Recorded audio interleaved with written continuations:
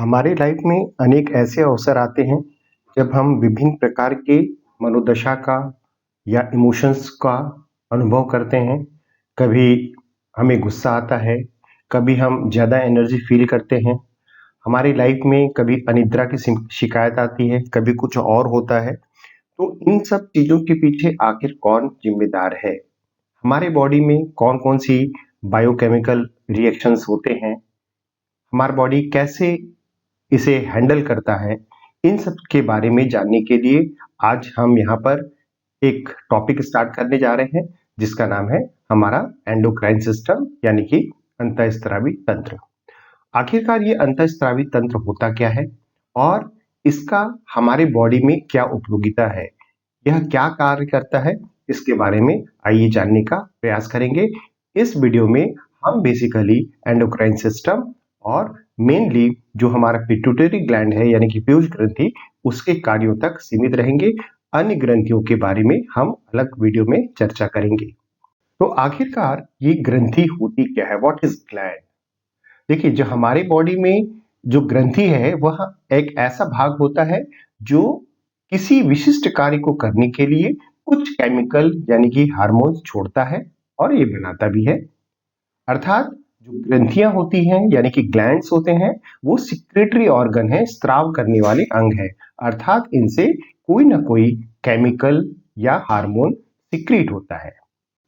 ग्रंथियां मेनली तीन प्रकार के होते हैं। अंतःस्रावी ग्रंथि, जिसे कि हम नलिका विहीन ग्रंथि यानी कि डक्टलेस ग्लैंड भी बोलते हैं। दूसरा होता है बहिर्स्रावी ग्रंथि, अर्थात ऐसी ग्रंथियां जिनमें नलिकाएं यानी कि डक्ट पाए जाते हैं। और तीसरी प्रकार की जो ग्रंथि होती है उसे हम मिश्रित ग्रंथि यानी कि मिक्स ग्लैंड्स कहते हैं। अंतःस्रावी ग्रंथि यानी कि एंडोक्राइन सिस्टम, ये ऐसे सिस्टम हैं जो हार्मोन को रक्त में सीधे छोड़ते हैं। इनसे निकलने वाला जो हार्मोन है वह किसी नलिका के माध्यम से बॉडी में नहीं फैलता, यह सीधे रक्त में यह सीधे रक्त के माध्यम से शरीर के विभिन्न अंगों तक पहुंचता है और अपने अपने कार्य को करता है। उदाहरण के लिए थायराइड ग्रंथि, एड्रिनल ग्रंथि, ये सभी अंतःस्रावी यानी कि एंडोक्राइन ग्लैंड्स हैं। दूसरा यदि हम बात करें बहिर्स्रावी ग्रंथि, ये ऐसी ग्रंथियां होती है जिनसे निकलने वाला जो केमिकल है वह नलिकाओं के माध्यम से अपने टारगेट टिश्यू तक पहुंचता है और अपना कार्य करता है। उदाहरण के लिए हमारे बॉडी में जो लार ग्रंथि है, सलाइवा ग्लैंड है और लैक्राइमल ग्रंथि, ये सभी नलिका युक्त ग्रंथियां हैं। तीसरे टाइप की जो ग्रंथि होती है उसे हम मिश्रित ग्रंथि कहते हैं। यह ग्रंथि दोनों प्रकार से बिहेव करती है, अर्थात इसका कुछ हिस्सा बहिर्स्रावी ग्रंथि जैसा कार्य करता है और कुछ हिस्सा अंतःस्रावी ग्रंथि जैसा कार्य करता है। उदाहरण के लिए हमारे बॉडी में पाया जाने वाला अग्न्याशय यानी कि पैंक्रियास, यह एक प्रकार से मिश्रित ग्रंथि है। अब इन ग्रंथियों से जो हार्मोन निकलता है वह क्या होता है और उसके कितने प्रकार होते हैं, इसके बारे में चर्चा कर लें। हार्मोन ऐसे जटिल कार्बनिक पदार्थ हैं जो सजीवों में होने वाली विभिन्न जैव रासायनिक क्रियाओं अर्थात बायोकेमिकल रिएक्शंस को, वृद्धि और विकास को, प्रजनन आदि को रेगुलेट करते हैं, इनका नियमन करते हैं। बेसिकली ये ग्रंथियों से निकलते हैं, ये अर्थात ये ग्रंथियों से सिक्रीट होते हैं। और हार्मोन जो होते हैं वो अपने उत्पत्ति स्थल अर्थात जहां से वो उत्पन्न होते हैं उससे डिस्टेंट टिश्यू तक जाकर, दूर की कोशिकाओं तक जाकर कार्य करते हैं। इसीलिए उन्हें रासायनिक दूत यानी कि केमिकल मैसेंजर भी कहा जाता है। हार्मोन की अधिक मात्रा में आवश्यकता बॉडी में नहीं पड़ती, यह सूक्ष्म मात्रा में भी काफी प्रभाव उत्पन्न करते हैं। हार्मोन के प्रकार की बात करें तो केमिकली इसे हम दो कैटेगरी में बांटते हैं, पेप्टाइड हार्मोन और स्टेरॉइड हार्मोन। जो पेप्टाइड हार्मोन होते हैं वो बेसिकली प्रोटीन नेचर के होते हैं और अमीनो अम्ल से बने होते हैं, पानी में घुलनशील होते हैं। और ये जो हार्मोन है यानी कि पेप्टाइड हार्मोन, यह कोशिका झिल्ली से होकर गुजरने में असमर्थ होते हैं। इसका कारण यह है कि इसमें फॉस्फोलिपिड बाइलेयर होता है और यह किसी भी वसा अघुलनशील अणुओं को कोशिका में फैलने से रोकता है। इसी वजह से यह कोशिका झिल्ली को पार नहीं कर पाते। उदाहरण के लिए इंसुलिन जो है वह एक पेप्टाइड हार्मोन है। दूसरी कैटेगरी जो है स्टेरॉइड हार्मोन की है। स्टेरॉइड हार्मोन केमिकली स्टेरॉइड्स होते हैं, ये वसा में घुलनशील होते हैं तथा कोशिका झिल्ली से होकर गुजरने में सक्षम होते हैं। ये आसानी से कोशिका झिल्ली को पार कर लेते हैं। उदाहरण के लिए टेस्टोस्टेरोन, एस्ट्रोजन और प्रोजेस्टेरोन, ये सभी स्टेरॉइड हार्मोन हैं। अंतःस्रावी तंत्र जो है हमारे बॉडी में बहुत महत्वपूर्ण कार्य करता है, तो उसके कार्यों को भी देखें। जो हमारा एंडोक्राइन ग्लैंड सिस्टम है, उसका मुख्य कार्य है हार्मोन को बनाना और उसे रक्त में स्रावित करना, रक्त में सिक्रीट करना। रक्त के माध्यम से ये हार्मोन शरीर के विभिन्न भागों तक जाते हैं और वहां पर होने वाली सभी प्रकार की प्रक्रियाओं को नियंत्रित करते हैं, रेगुलेट करते हैं।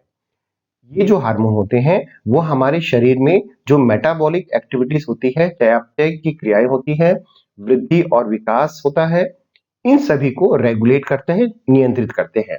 इसके अलावा हार्मोन के माध्यम से हमारी भावनाओं, हमारी मनोदशा, हमारे यौन क्रिया और नींद, ये सभी भी रेगुलेट होते हैं। इन सब पर हमारे हार्मोन का असर होता है।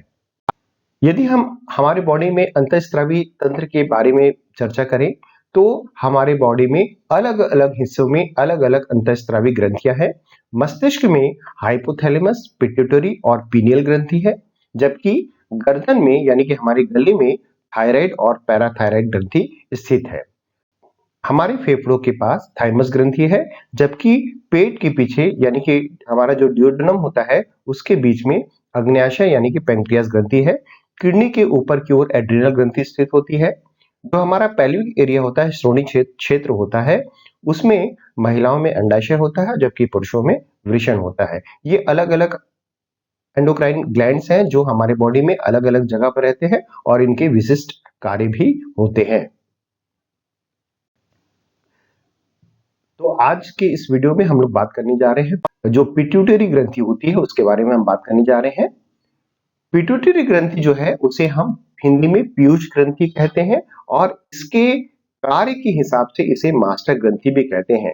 इसे मास्टर ग्रंथि इसलिए कहा जाता है क्योंकि पिट्यूटरी ग्रंथि जो है अन्य सभी ग्रंथियों के कार्यों को कंट्रोल भी करती है।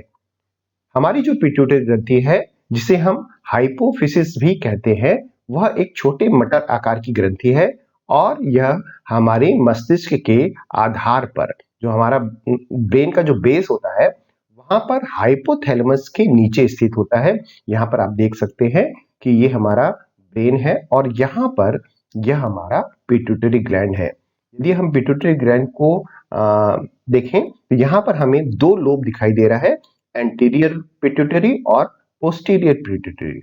अर्थात पिट्यूटरी ग्रंथि जो है वह दो हिस्सों में है, एक अग्र पिट्यूटरी इसे हम कह सकते हैं और दूसरा पश्च पिट्यूटरी। और ये जो पिट्यूटरी के दोनों हिस्से हैं वह इनफंडिबुलम के माध्यम से हाइपोथैलेमस से जुड़े हुए हैं। ये हमारे पिट्यूटरी ग्लैंड का लोकेशन है। मस्तिष्क के नीचे यह जिस कक्ष में स्थित होती है, अर्थात हमारा जो पिट्यूटरी ग्लैंड है वह जिस चैम्बर में स्थित होता है उसे सेला टर्किका कहते हैं। ये काफी इंपॉर्टेंट है, सेला टर्किका। जैसा कि अभी हम लोग ने बात किया कि यह हाइपोथैलेमस से रक्त वाहिकाओं और तंत्रिकाओं के एक डंठल के माध्यम से जुड़ा रहता है, जिसे इनफंडिबुलम भी कहते हैं। तो यहाँ आप देख सकते हैं यह इनफंडिबुलम है और इसके दोनों लोब जो है वह हाइपोथैलेमस से जुड़े हुए हैं।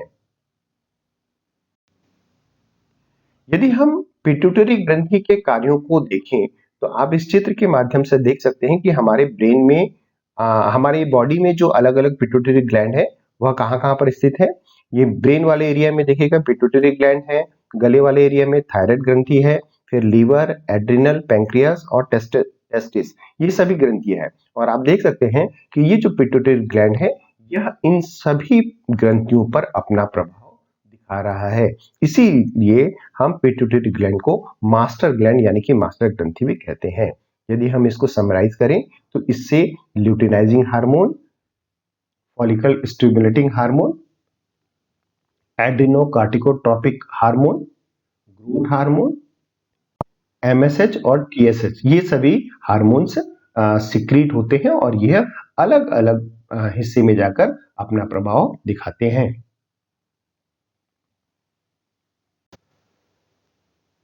चलिए बात करें पिट्यूटरी ग्रंथि द्वारा बनाए गए हार्मोन के बारे में।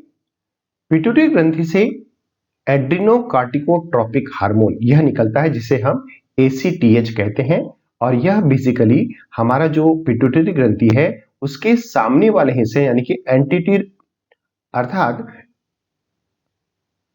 एंटीरियर पिट्यूटरी से स्रावित होता है, अग्र पीयूष ग्रंथि से स्रावित होता है। एड्रिनोकार्टिकोट्रोपिक हार्मोन मुख्य रूप से शरीर के तनाव के प्रति जो प्रतिक्रिया होती है उसमें अपनी भूमिका निभाता है।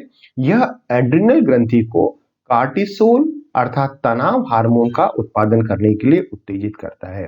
जब कभी हम तनाव की स्थिति में होते हैं तो हमारे बॉडी में होने वाला बायोकेमिकल रिएक्शन जो है वह काफी चेंज हो जाता है। तो इस चेंज को कंट्रोल करने के लिए या इस चेंज के लिए हमारे बॉडी में जो सिस्टम है वह कार्टिसोल नामक हार्मोन के माध्यम से रेगुलेट होता है जिसे हम तनाव हार्मोन कहते हैं।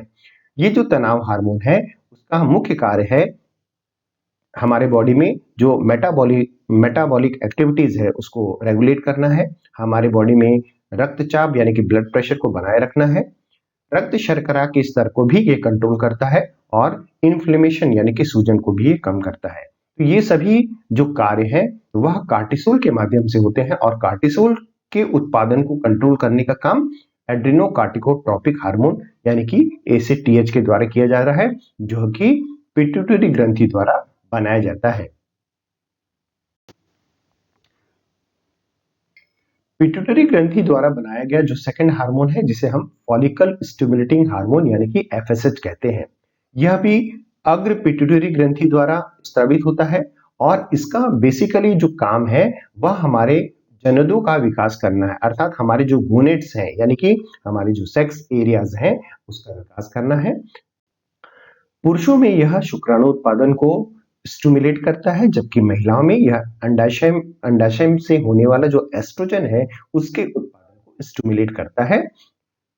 इसी प्रकार से जो FSH है फॉलिकल स्टिमुलेटिंग हार्मोन है उसका एक और कार्य है वह महिलाओं में जो एक्स सेल है यानी कि अंडाणु कोशिका है उसके विकास में भी भूमिका निभाता है। क्योंकि यह गोनेड्स अर्थात हमारी जननों से संबंधित है इसीलिए FSH को हम गोनेडोट्रोपिक हार्मोन भी कहते हैं।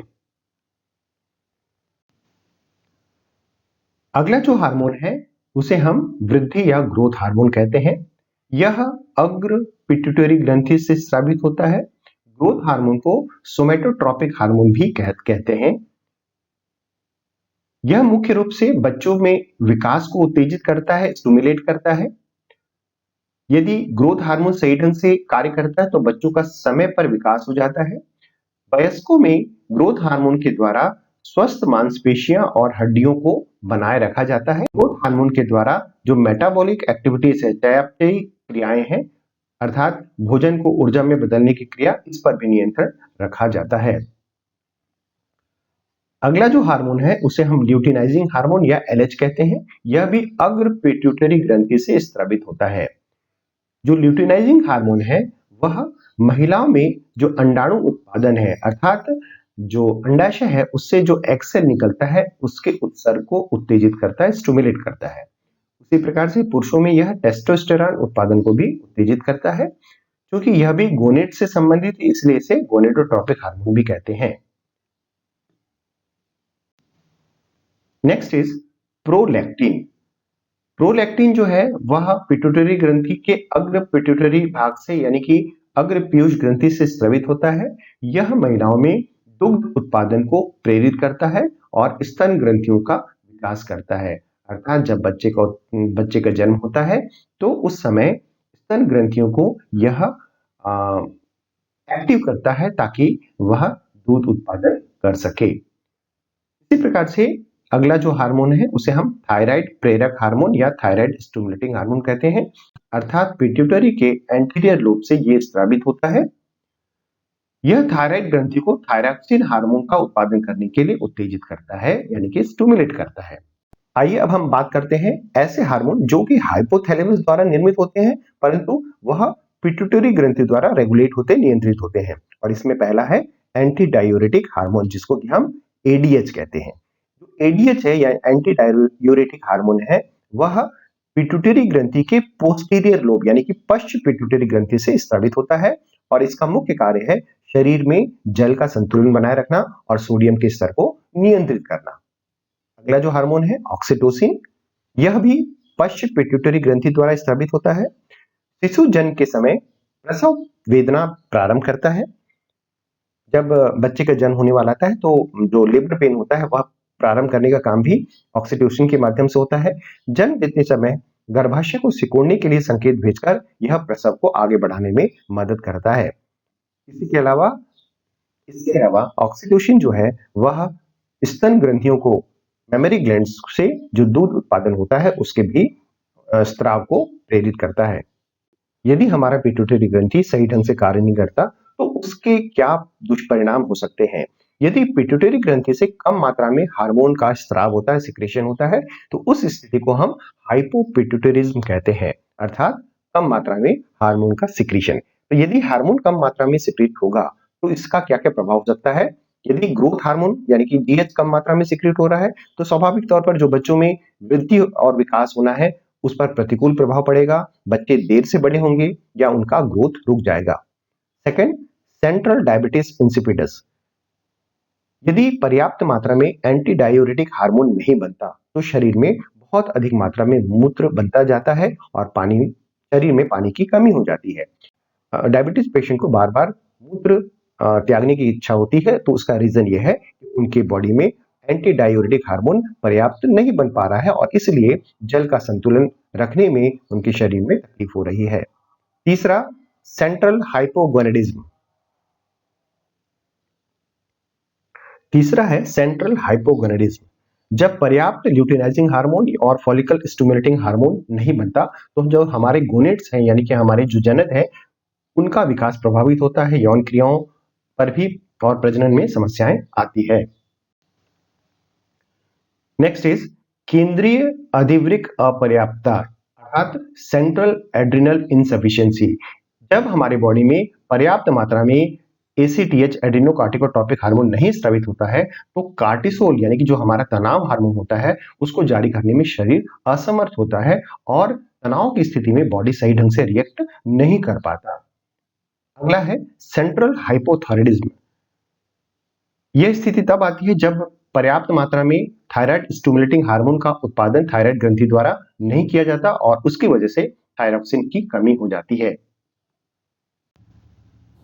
पिट्यूटरी की अति सक्रियता के कारण एक्रोमेलेगी नामक रोग होता है जिसमें वयस्क होने पर बहुत अधिक ग्रोथ हार्मोन बनने के कारण हाथ पैर असामान्य हो जाते हैं। गिगेटिज्म, जब बचपन या किशोरावस्था में बहुत अधिक ग्रोथ हार्मोन सिक्रीट होते हैं तो शरीर सामान्य एज ग्रुप से बहुत ज्यादा लंबा हो जाता है और इस वजह से अन्य बच्चों की तुलना में ऐसे बच्चे बहुत अधिक या अलग दिखाई देते हैं। आपने देखा होगा कुछ बच्चे असामान्य रूप से बहुत लंबे होते हैं। इस स्थिति को गिगेटिज्म कहा जाता है। अगला है कुशिंग रोग, कुशिंग डिसीज। जब बहुत अधिक एड्रिनल कार्टिकोट्रोपिक हार्मोन सिक्रेट होता है जिसके कारण एड्रिनल ग्रंथि द्वारा बहुत अधिक कार्टिसोल यानी कि तनाव हार्मोन का निर्माण किया जाता है तो इस स्थिति को कुशिंग रोग कहते हैं और इसके कारण शरीर में कुछ क्षेत्रों का तेजी से वजन बढ़ता है। हाई ब्लड शुगर के कारण टाइप 2 डायबिटीज भी कन्वर्ट हो जाता है।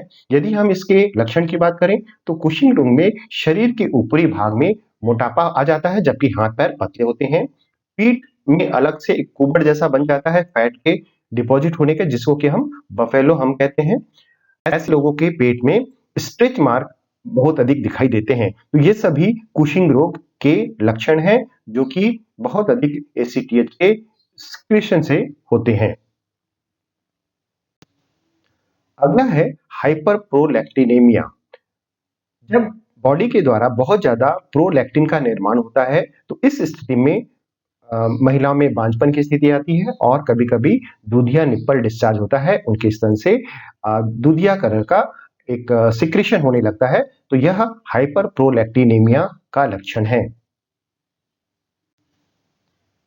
तो इस प्रकार से आज के इस वीडियो में हमने मेनली पिट्यूटरी ग्रंथि से निकलने वाले हार्मोन के कार्यों को देखा। बाकी जो ग्रंथियां हैं एंडोक्राइन सिस्टम में उसके लिए हम अगले वीडियो में बात करेंगे। आप सभी को बहुत बहुत धन्यवाद।